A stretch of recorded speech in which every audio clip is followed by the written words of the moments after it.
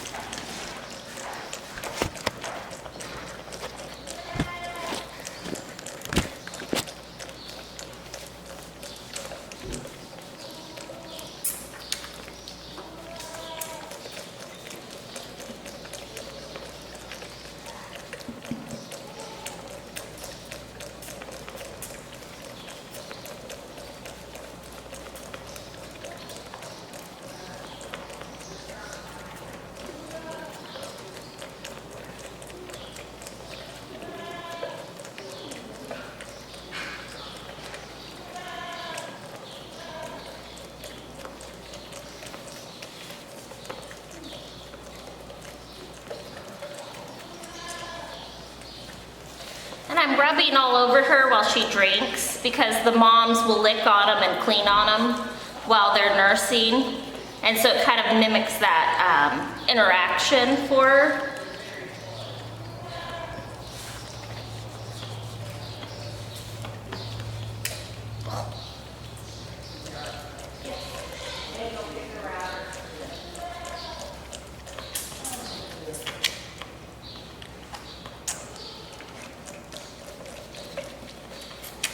And she's starting to slow down on how much she's gonna drink. She's getting a little bit slower here.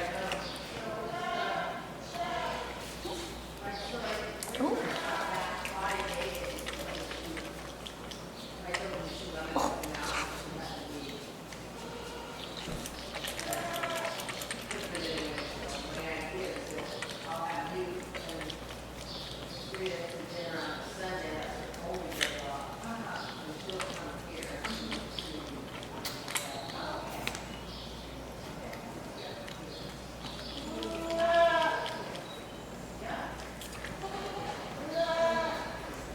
And the ones you hear out there crying are Coral and Reef. They're our older bottle babies. But it's a lot easier to feed her without the interference of them.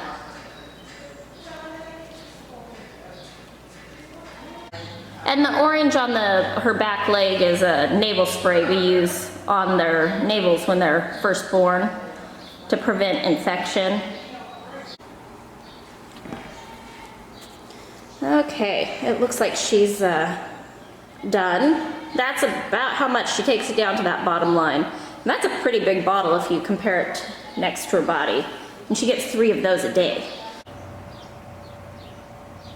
These nasturtiums are looking so happy. This winter we have tulips and lilies planted in some whiskey barrels, and then we have a peony over here. So this winter my mom bought a bag of Espoma bulb food and was feeding the lilies and the tulips because the tulips have been destroyed by the chickens a couple times. And she threw some onto the peony, and the bulbs liked it, but the nasturtiums are just going to town. It's amazing to see how happy they are. They have already hit the top of the trellis and gone past it, and it's it's the 2nd of July. So I would say Espoma bulb food works really well for nasturtiums. There's some leaves down in here that are they're huge and they're happy. So, and then I also, because these nasturtiums never do this well, and so I'd also planted a couple tomatoes into the whiskey barrels to train back up to the trellis. And these are all cherry tomatoes. And so it looks like that one's peaked out above the foliage of the nasturtiums, and then that one's looking pretty sad. Also, this has been a year for flea beetles, let me tell ya. And then I had one other one in here that a chicken got in the pot and scratched it up.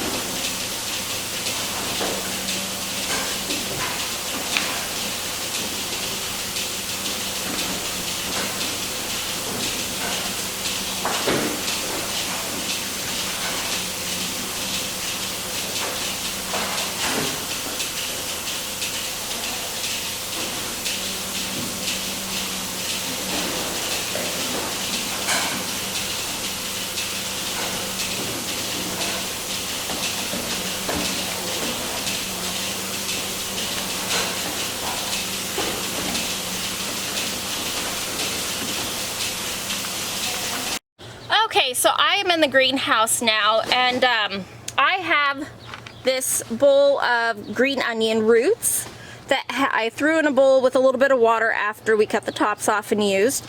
And I was thinking I might try to regrow these. Now, I've never tried this, but I have a little bit of space here in the greenhouse, right here in front of the pepper plants, where I had a row of bok choy, and then down there farther I have basil growing, and a whole lot of weeds.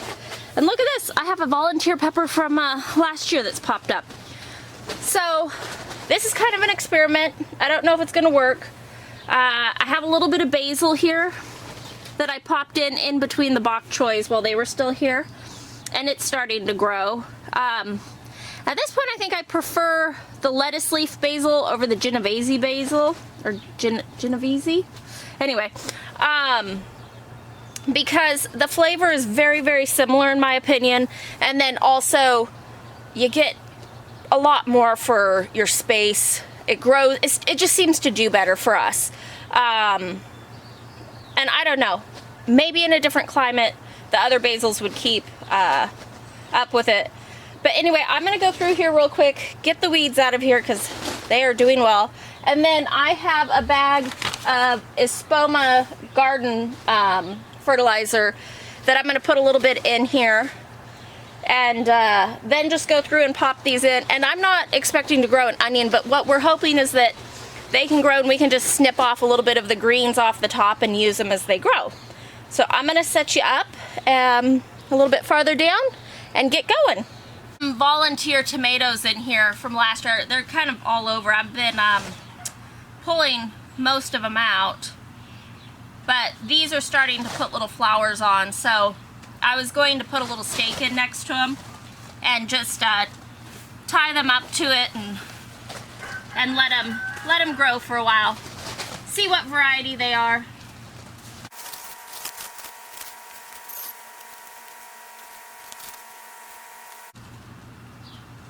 We have morning glories. They're the weed that it wraps around plants. They have big pretty white flowers, but they're one of the worst weeds you can have in your garden because they don't just compete with the plants and like grow next to whatever you're trying to grow. They wrap around it and they'll smother it and they'll drag it down. And so if it gets going around a plant and it grows really quickly, it's quite difficult because then you have to go and unwind it from the plant. And we have different plants around here that you just, basically it becomes a trellis for the morning glory. And my mom said that if she knew this property had morning glories, she wouldn't have bought it.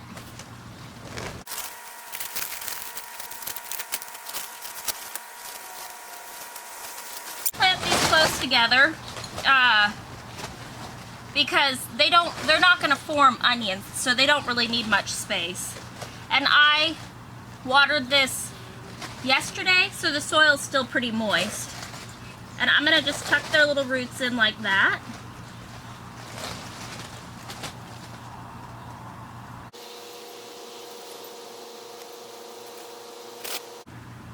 And some of these I may have cut too close to the roots, but I'll see. I'll still stick them in. But then there's other ones like that that are already have a little green coming up.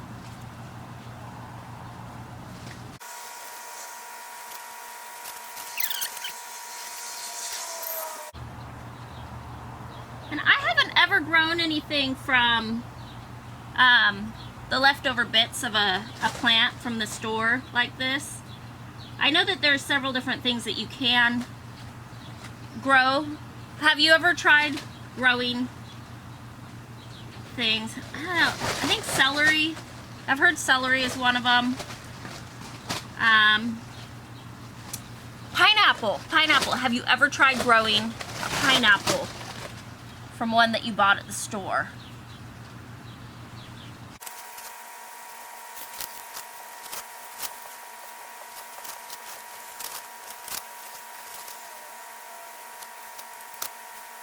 Okay, there we go. We'll see how that turns out. I need to get in here and do some weeding before the morning glories do take over. You can see how they're winding up the top of this, and they've already hit the top of the pepper. Anyway, we'll have to keep an eye on this, see if it works. And one thing this year that I've noticed is we have next to no bees. I've seen maybe half a dozen, and normally we have a lot of bees. And that's causing problems because I planted a lot of melons and cucumbers, and so the only cucumbers I've been getting this year are ones that I've been going through and hand pollinating. And last year we had a lot of bees, but then we had the heat wave, and I'm kind of thinking that it killed the baby bees, the eggs. I'm not sure what kind of life cycle bees have, but I'm thinking that it killed the ones that would be adults this year that were babies last year, and that's why we don't have the bee population that we normally do. And that's really a worry because there are so many crops that are dependent upon pollination. And for example, cucumbers and melons, and zucchinis, stuff like that, they have a male flower and a female flower. And so the bees have to go from the male to the female to pollinate it. And if they don't, then you'll see like little baby zucchinis that rot off, or cucumbers or melons, and they just don't form into anything. That's because they didn't get pollinated. And so if you want something to pollinate, or if you want to get a cucumber or melon, you have to go out there and hand pollinate. And so I've been doing that with the cucumbers. I finally had my first 2 watermelons. I've had other melon types that I've been pollinating when I see, but I had my first 2 watermelons today that I hand pollinated earlier. But here, I'll show you my cucumbers real quick. This is a little white cucumber. Let's see. So see, we have all these little ones here. And we do have some, like that one there, that I hand pollinated. And just see how many flowers are in here. And normally this would just be humming with bees. And it isn't. It isn't. See, look, there's a morning glory. But there are just little, I don't think that one got pollinated, so I think that one's gonna fall off. But it is a worry.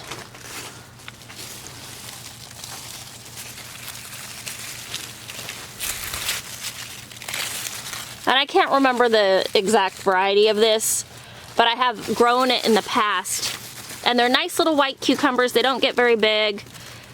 I think that they would probably fall into the pickling category, but we eat them just on salads too. So, lots and lots of baby cucumbers. So, They are prickly little plants. And then down here, you'll see that there's the melon flowers. So like that is a female flower there. And I don't think it got pollinated. Because that end of it looks, oop, there. I don't think that got pollinated because it just doesn't look like it's set. And then, ooh, there is a male flower, and you'll see that there's no baby melon at the stem end. So, let's see. And I think this section through here, there's a lot of these that are flowering. And I think, so this is Rich Sweetness 132. And there's a little female melon. Let's see if the camera will focus on that. And I may have gotten that one pollinated. And you can see that the flower is dying. And I want to say that melons, their flowers only open for like 1 day. So you kind of have to be on it, looking through.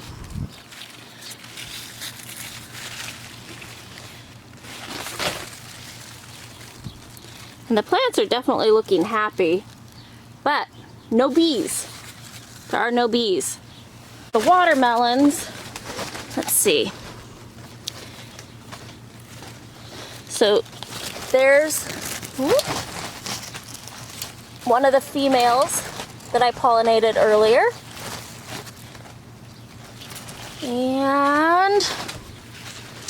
And these are all yellow melons. Oh, and then, let's see. There's a little tiny female melon right there, melon. And the flower at the end, I don't think that got pollinated. Are you gonna focus? There we go. Oh.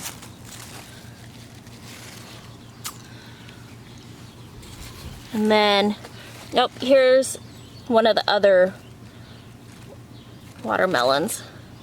And it's interesting, so this is a watermelon leaf here. They have a lot more lobing to their leaves. And then this is, like, this is what the honeydews, the muskmelons, cantaloupes, that style look like. So this is more melon. This is watermelon.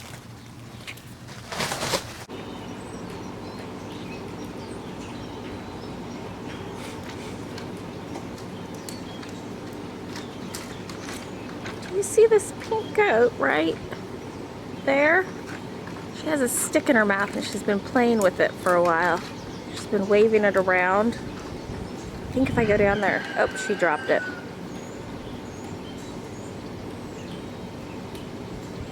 Is she gonna pick it up? I think she's gonna pick it up. Oh, she just picked it up again. It's really funny, she's been playing with it for quite a while now. I think if I sneak down there though, try to get closer, she'll stop playing with it. It's pretty funny, they pick up sticks and carry them around sometimes.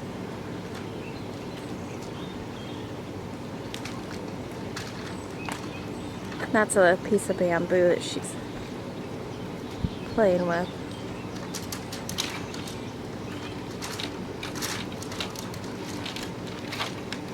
And she's not eating it, she's just playing with it. I think she's trying to scratch her back with it now. She is. She has it across her back and she's rubbing it back and forth.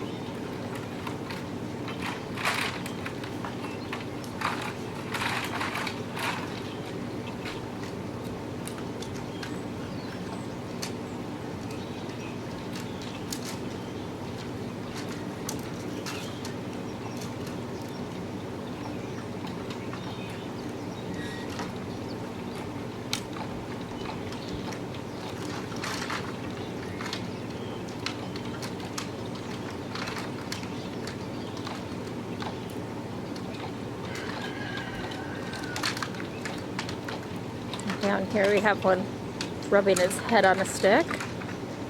This is the dried oak pin. And most of these are probably going to kid in the next 2 weeks. We had our first babies this morning.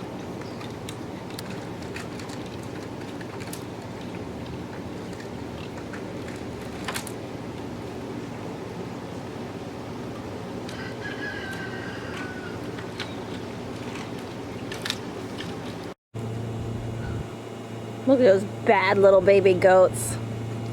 They've escaped. Oh, there's another one coming.